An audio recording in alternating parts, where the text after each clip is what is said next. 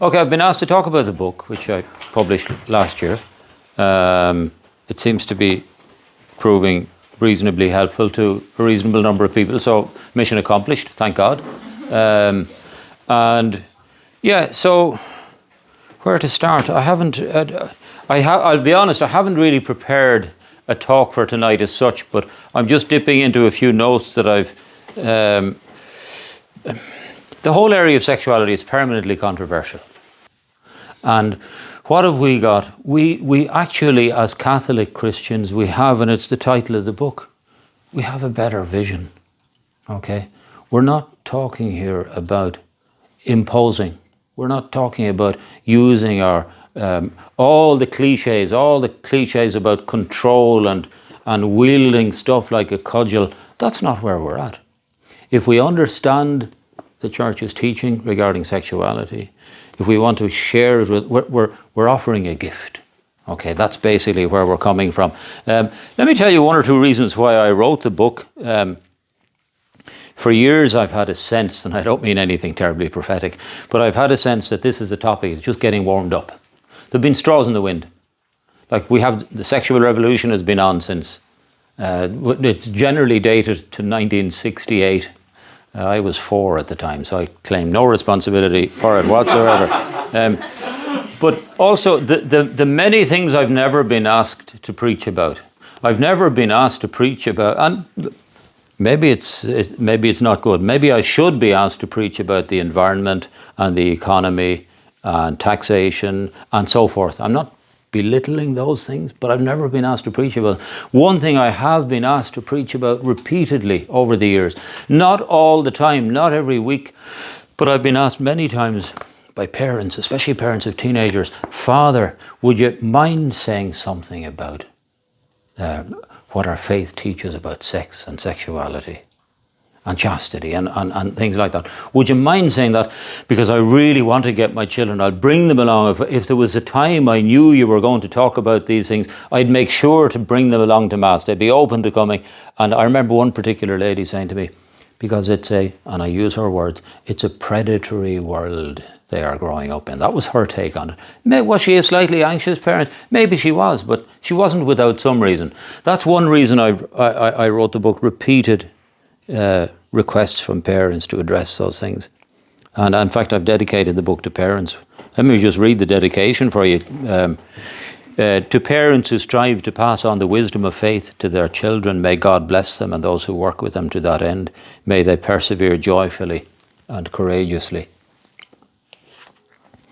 I also wrote it out of a sense of a personal challenge, because my own seminary formation wasn't always up to fit for purpose. So I had to find a way of synthesizing these things and proclaiming them in a way that would work.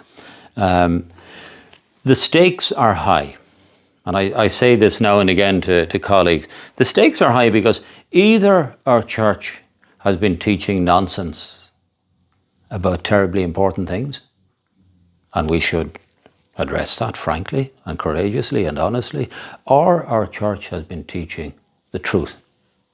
And if the Catholic Church is teaching the truth about human sexuality, is it a demanding truth? Of course it's demanding, but either these things are true or they're not true. And if they're true, we need to be living them and sharing them, because the truth is a gift. If you have people who are mired in untruths and experience the unfreedom of untruths, and Lord knows we can feel unfree even when we're thirsting for the truth. You know, we can take great comfort from, what does our Lord say in the Beatitudes? Chapter 6 of Matthew's Gospel, blessed are those who hunger and thirst for righteousness. He didn't say blessed are those who have it all worked out. Blessed are those who are, maybe they're in a mess, but blessed are those who hunger and thirst for righteousness. That's what he's saying. So if we believe we possess a truth, it's not to our great credit.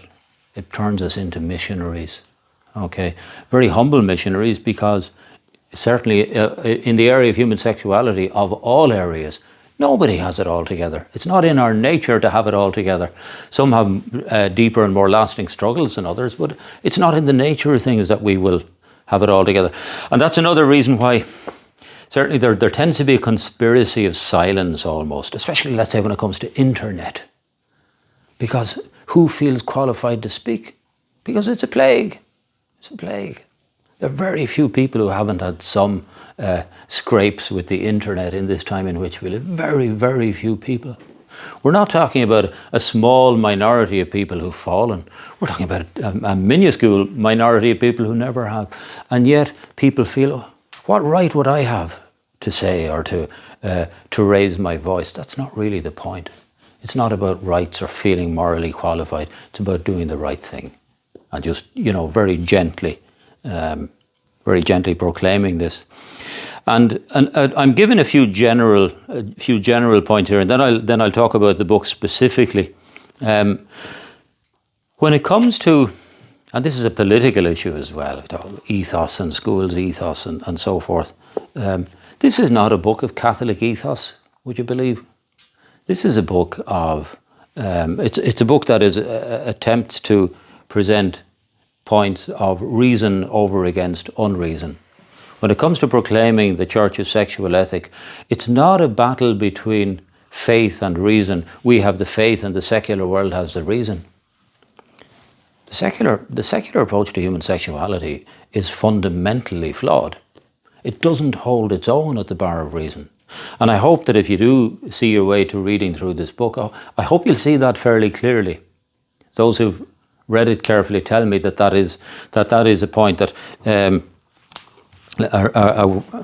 a word from the back of it.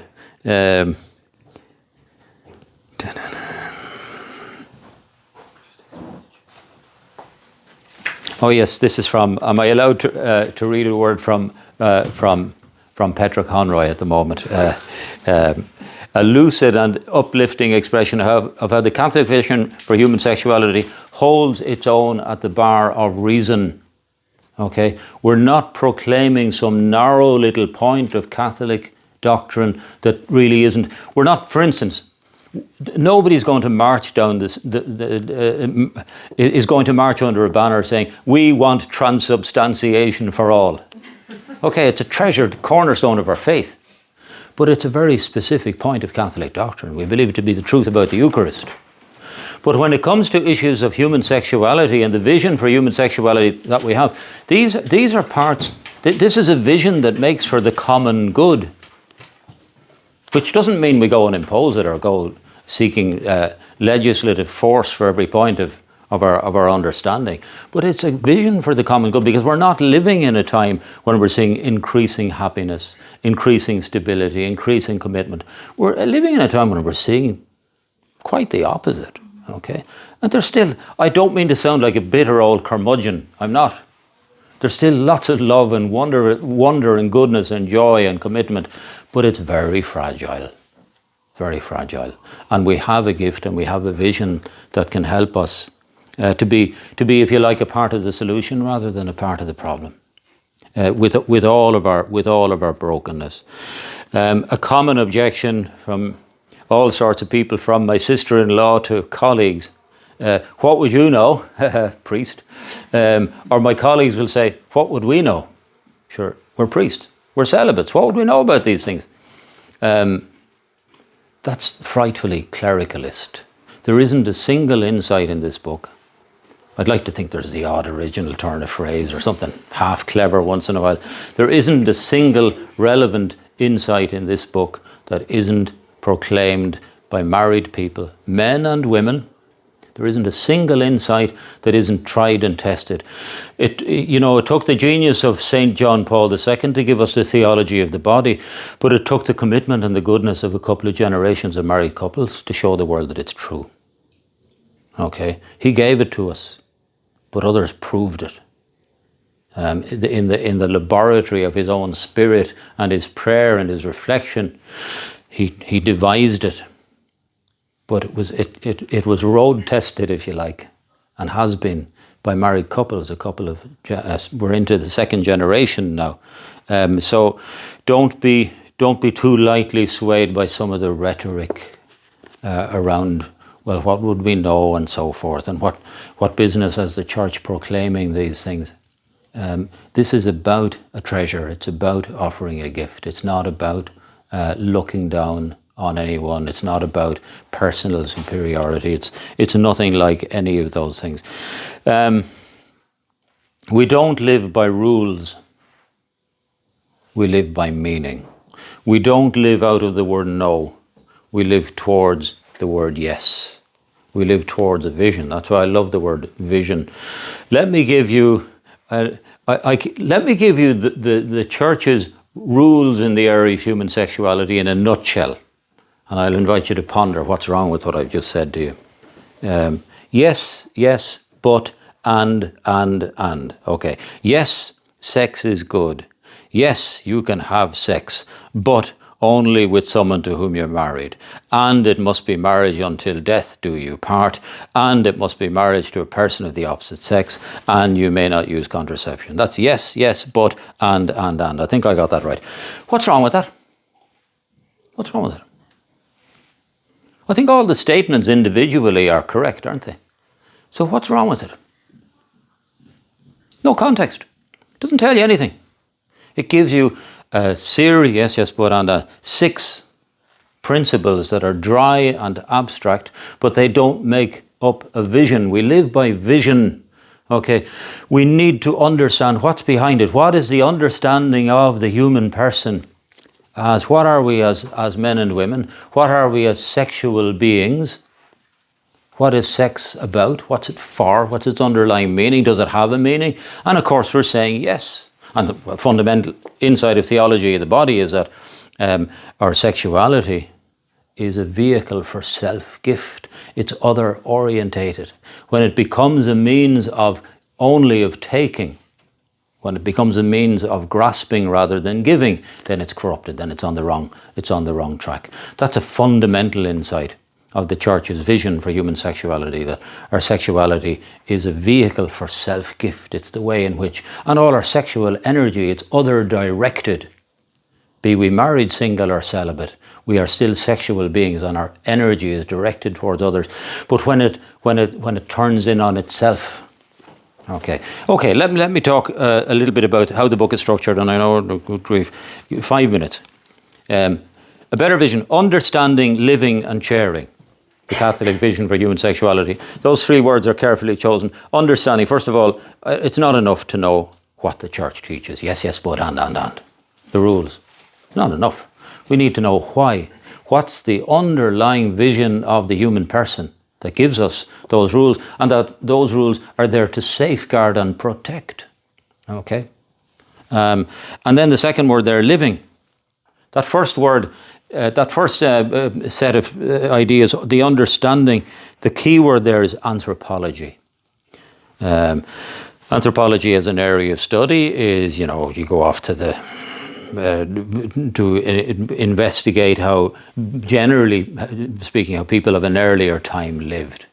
That's anthropology as a specific. But anthropology in the more philosophical sense, what is our understanding of the anthropology, the human person?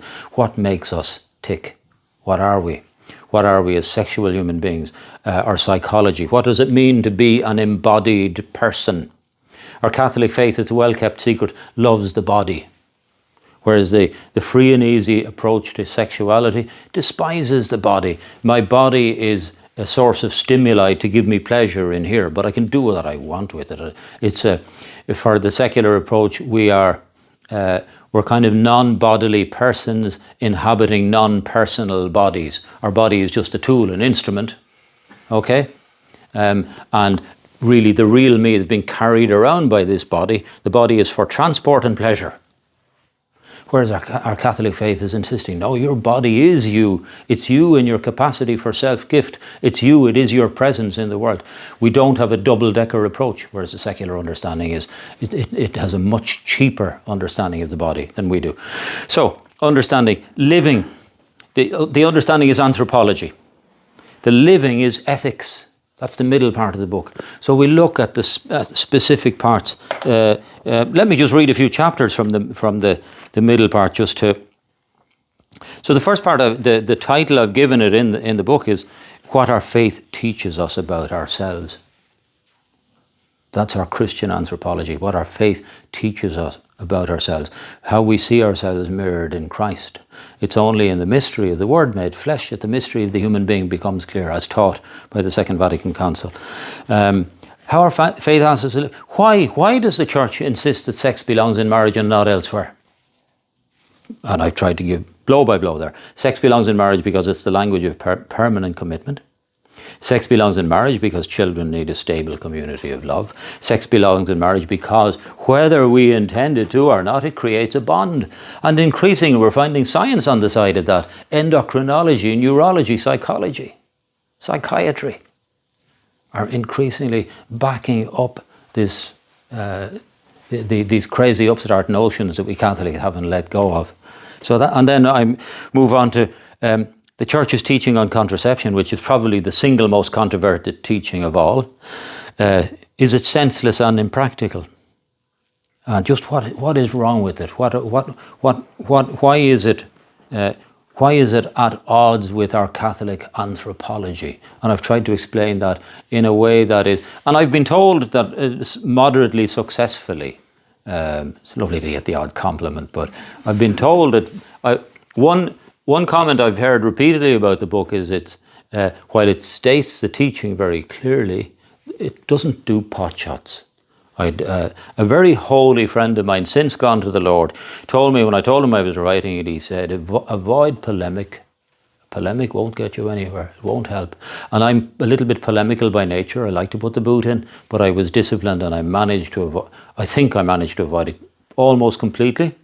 Careful reader might say, you could have taken your foot off the gas there a bit. But I say that to you not to say, oh, how wonderfully non-polemical I've been, but it doesn't serve us well.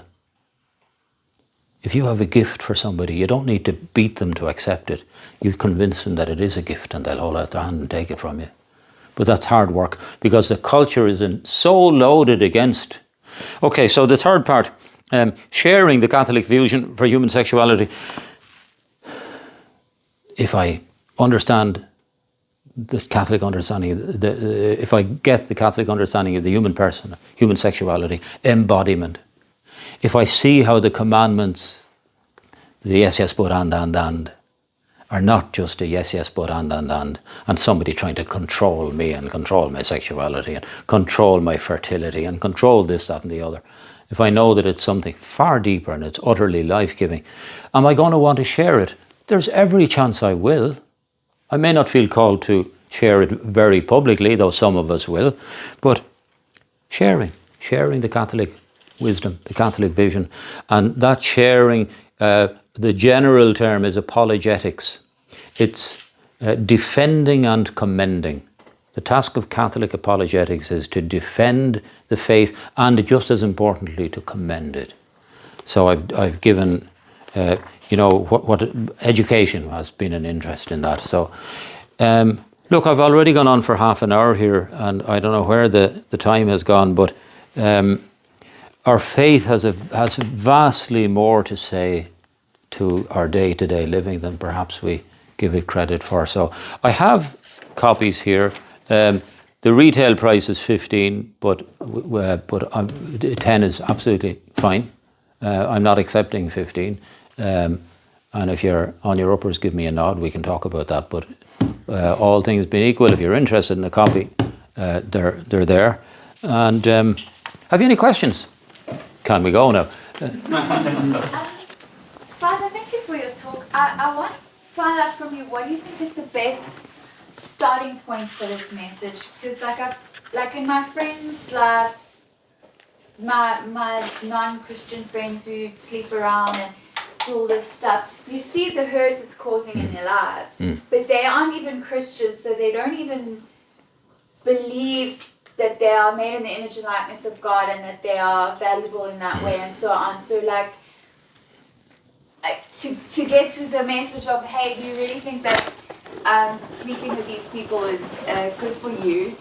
That part of the conversation, I don't know that it's going to land at all because they don't even believe that there is a God and that they are loved and that they are worthy of something better.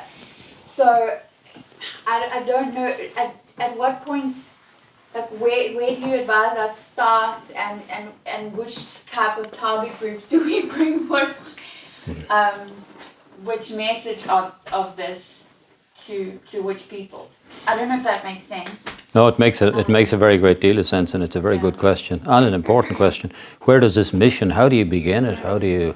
And I think the first ingredient is the witness of your own life, and it's not the convincing is unlikely to happen. Somebody might happen on a book like this or something similar. Accidentally, and find the curiosity or the goodwill to live it, and find themselves gradually being drawn to it. Perhaps gradually, a bit like St. Augustine. You know St. Augustine's famous prayer, "Make me chaste, Lord, but not yet." There can be an element of that, where people can actually start to sense the truth of the Christian vision, the Catholic vision, but not really want it because they've got other pleasures that are diverting them. But I think the first thing is that we should be contented, and you guys your witness to these things is more credible than that of a priest. I can try and offer the teaching and break down what the church is saying, but you're the young people in the community, and your witness, your contented witness to chaste living, with all its struggles, and I mean, let's not be naive. There are struggles, and they're many, and they're deep. But if something comes up in conversation, then we go for it. But don't expect too much of yourself, I'd say. The most important thing you have to offer is simply the witness of faithful, contented living. I would recommend to you, and this is not doing a sale on the book, believe me, but I would recommend you to try and acquire the tools so that when you are asked to account for yourself, 1 Peter chapter 3, verse 15, always be ready to offer, and the word there, it's in the technical sense, to offer an apology for those who ask you to account for the hope you have. Apology in the sense of an explanation, a word in defense of. Not a defensive word, but a word in defense of. So become able to proclaim what you are already seeking to live. And if a book like that helps, then, much the better. Or whatever it might be, whatever resources. Is that a kind of a part of an answer? It is a huge challenge. And you can't just walk into a room of secular people, your cohort, who are trying to and convert them. It just doesn't work that way. And the cultural weight is massive. It's massive. And we are oddities. But that's okay. So be happy and be hopeful that your own contented with, and equip yourself. Become as well equipped as you can. Any other questions? I think a lot of the problem with the priests is that they don't appreciate the gift that celibacy is. Like, how much they had to give up. They couldn't have a wife. And then, like, a priest, if anything, should know more about the sacrifice of marriage and how beautiful it is than anyone else.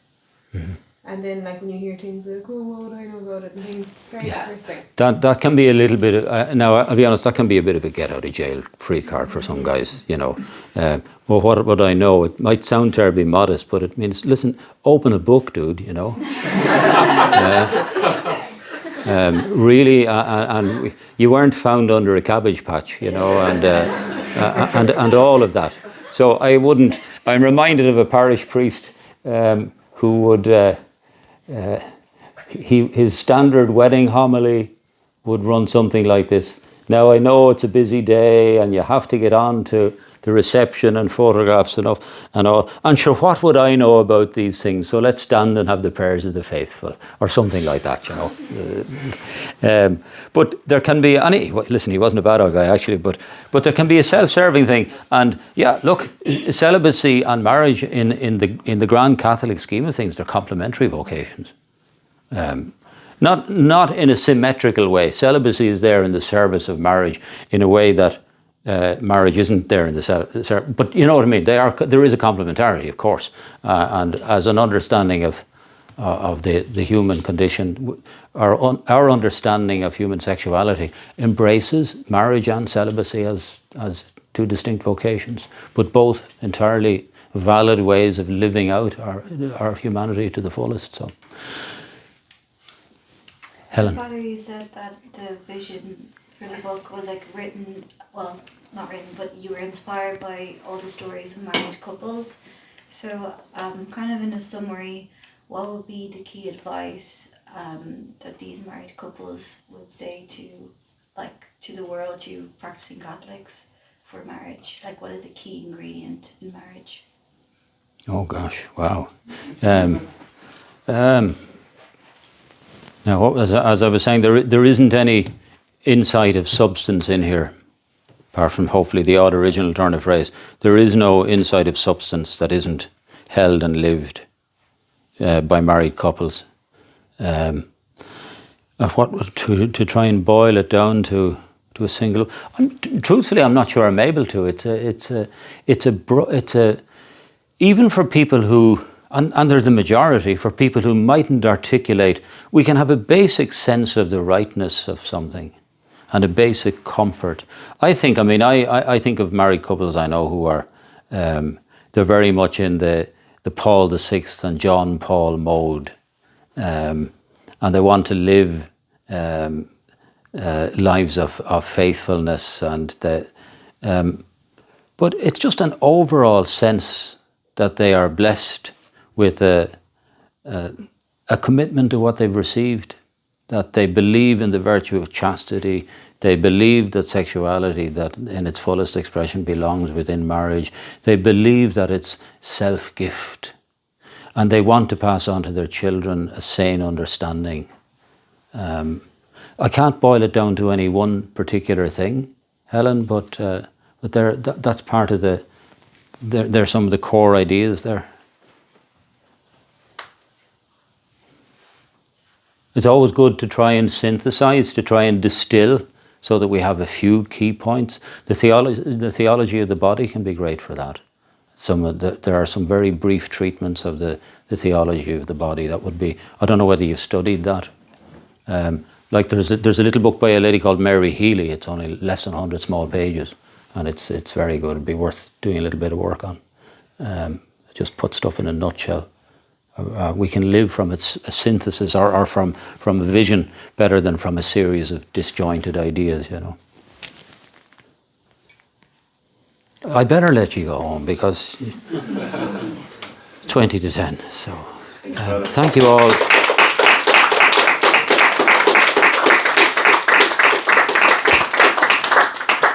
Thank you all very much.